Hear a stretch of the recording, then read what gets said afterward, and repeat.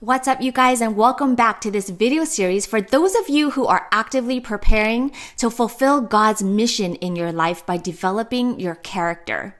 You're here because even though you may not know exactly what God wants to do with your skills, your gifts, your talents, your strengths, you want to be prepared.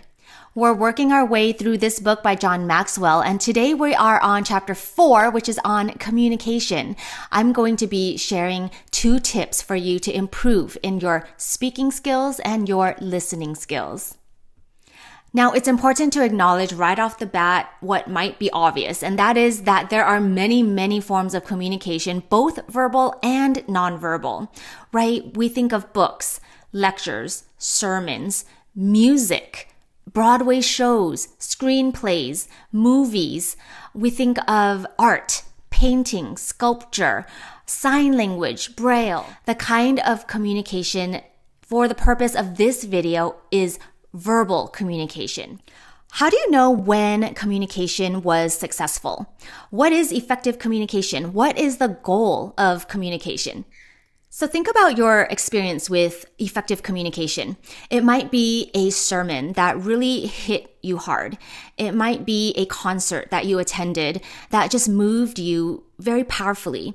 It might be a movie that you watched that you can still remember vividly because of how it made you feel.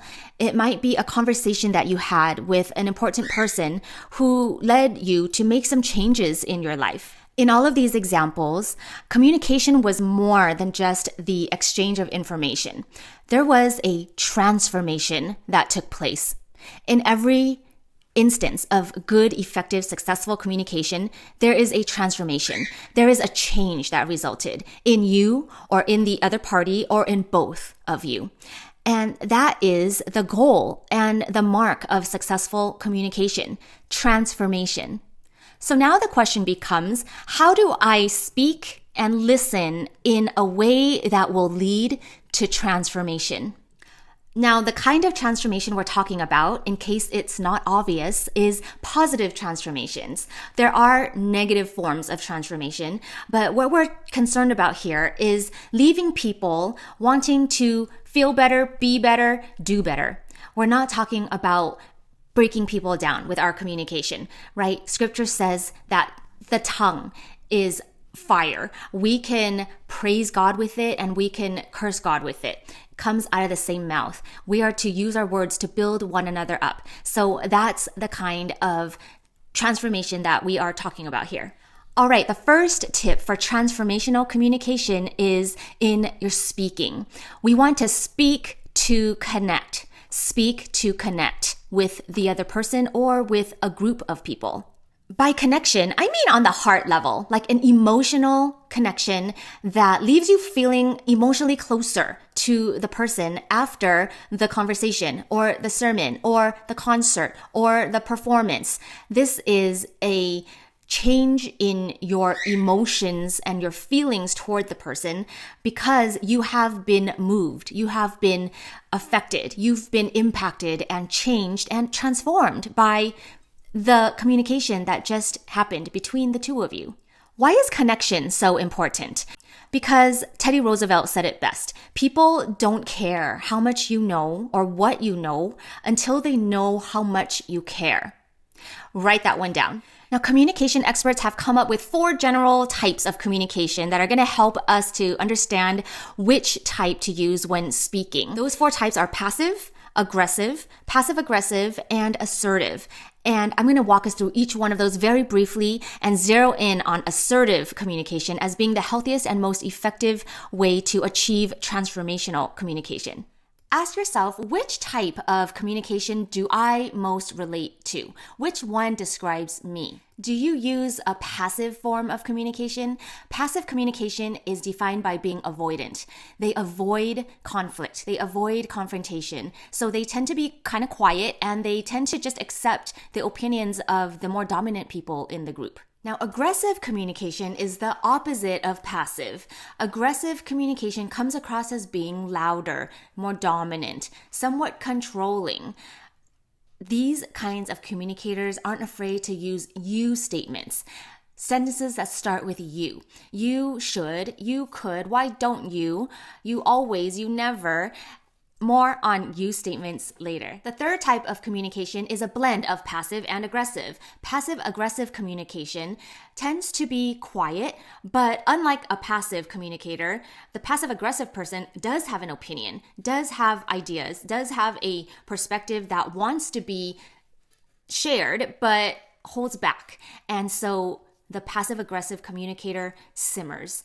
They communicate through other people. They communicate in strange ways that comes out kind of sideways. There's something off about passive-aggressive communication because it wants to be direct but chooses to be indirect and therefore can be confusing and can come across as mixed messaging. Okay, the last form of communication, which is the healthiest and most effective way to achieve transformational communication between people, is called assertive communication. Assertive communication avoids the two extremes of passivity and aggression. Assertive communication is direct and emotionally controlled and respectful and knows how to use I statements instead of you statements. So what is a you statement and an I statement? You guys, if you can learn this one trick for how to turn a you statement into an I statement, this is going to help you in so many conversations. It's going to save you from so much misunderstanding and miscommunication and just hurt. So here's how you can turn a you statement into an I statement. A you statement sounds like, you never listened to me. An I statement says, I feel unheard. Can we talk? A you statement would say, you never make time for me. An I statement would say instead, I miss hanging out with you. A you statement says, you don't understand me. An I statement says instead, I want you to know me. Are you getting it? Here's another example. A you statement says, you need to try harder. An I statement would say instead, I want you to succeed. Do you see the difference? You statements are less effective for connecting with the person you are trying to communicate with because they come across as accusatory, as judgmental and critical, and they generalize and assume too much about the other person. The I statement is more effective for communication because they speak only for themselves. They are vulnerable, but they promote an open-hearted and open-minded posture in a person. To summarize so far, we've established that the goal of communication is transformation. And to achieve transformation in speaking, you want to speak in a way that will connect with a person, and that way is assertive communication. Now, how about listening? How do you listen in a way that will connect with a person so that one or both parties are transformed by the communication? When listening, we want to listen to understand. That requires active listening.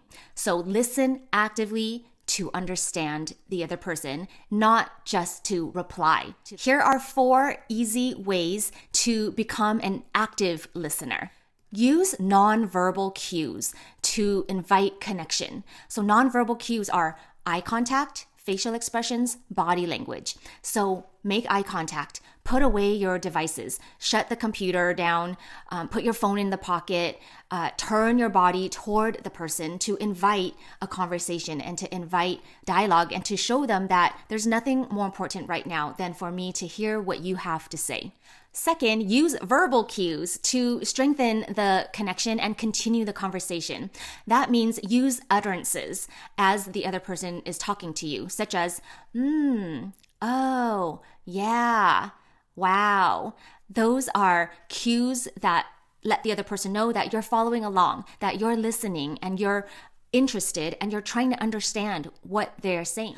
Also, ask questions. Ask follow-up questions that are directly related to what they just shared, and that will invite them to keep talking, keep thinking out loud, keep elaborating, and keep processing their thoughts with you. You can also reflect back or mirror what the other person has just said to you to establish that you do understand what they are talking about. You could say something as simple as, so are you saying that you feel confused about what to do?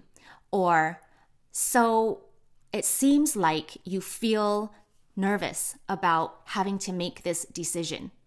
These kinds of words invite conversation, invite dialogue, invite continuing connection with the person. So the third way that you can invite connection while listening is pretty obvious. Don't stay quiet. Don't go stone-faced on them while they are sharing with you. That closes the communication lines and it expresses disinterest and a lack of emotional involvement or engagement when the other person is clearly trying to connect with you. The last easy way that you can connect with a person while listening actively is by letting the person talk about them. Focus on them. Let them finish talking about their life before you change the subject to talk about you. Keep the focus on them. Once they are done, you will have your chance to share your perspective from your personal experience in response to what they have just shared. I hope this content helps you to become a more transformational communicator in your speaking and in your listening as you aim to connect on the heart level with the people you are called to lead and to influence. In closing, let's just remember that God is the great communicator. He spoke the world into existence. John 1 says, "In the beginning was the Word, and the Word was with God, and the Word was God. Then the Word became flesh and dwelt among us."